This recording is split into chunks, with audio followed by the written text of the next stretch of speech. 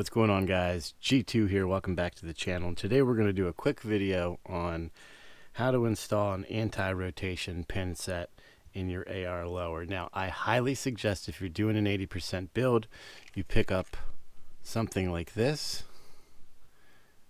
Now, this one here is made by GunTech. I got them, I want to say they're about, I don't know, $9 to $12 for a set. And the reason these are important is when you're doing an 80%, the tendency is you're using a drill bit to drill out your trigger and hammer pins. And they may not always be totally round. They may be slightly oversized. A 5/32 is the hole that you're shooting for here. And drill bits, as accurate as they can always be a little undersized. They always may be a little oversized as well. So what this does is it ensures that these pins don't walk out as you're using them.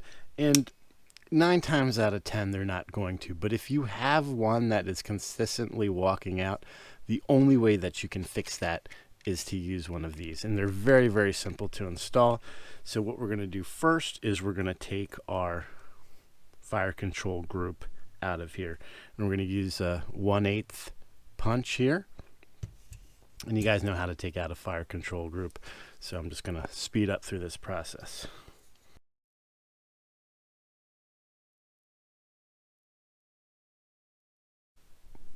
All right, so we've got out our hammer, and you don't need to take your trigger all the way out. Some triggers may, it all depends on, I guess, how it was. They can be a little tricky to get out here without taking the safety, but for this you don't have to take this all the way out. You can leave this in and you just will install the pins through as normal.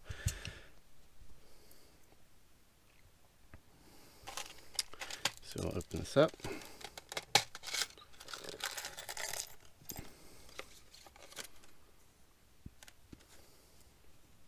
Now your old pins here, you don't need them. I would save them just in case. Now I have a ton of these laying around.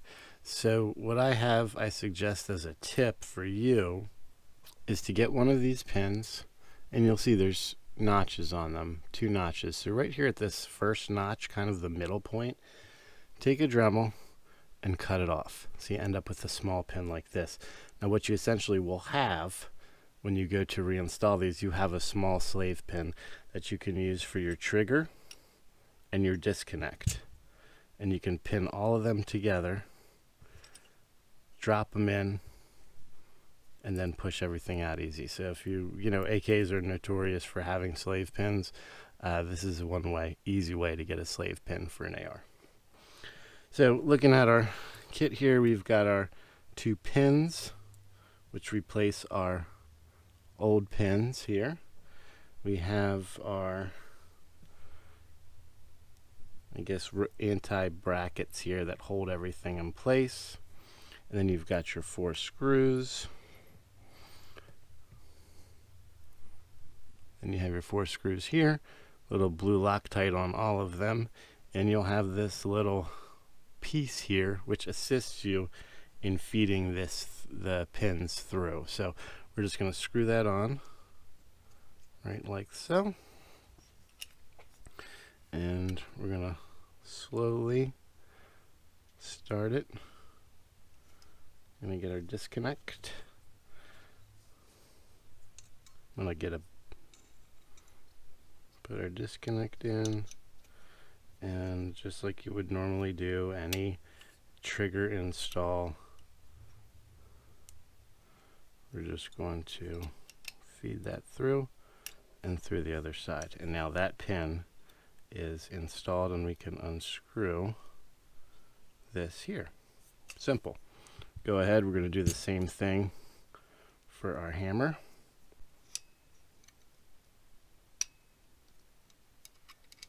Okay. All the way through. We're going to unscrew this. Now essentially we're back to where we were. Our pins are replaced. Now the easy part here, so one of these brackets goes on either side. There's a flat side, if you can see, and an outside and an inside, I guess, so to speak. So you're just gonna place these like so, and what these do is they give these screws a little something to hold on to, so that so they don't turn with them. Using the provided star wrench, just going to tighten them up.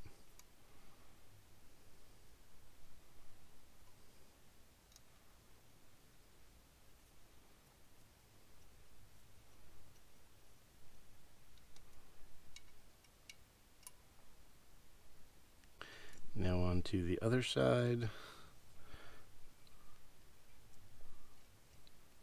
It's a pretty simple install. I think most of you can figure this out. I just, being that this was part of our 80% build, it's one of those things that I always put on an 80% build, just because I use a reamer to ream out my 5/32. This just gives me a little bit more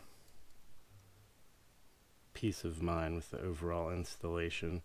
It can be a hassle, you know, if you're having trigger issues in the field and you want to take it out. There's a lot of little pieces that you can lose, so there is definitely a drawback to that. But considering the alternative of them walking out, I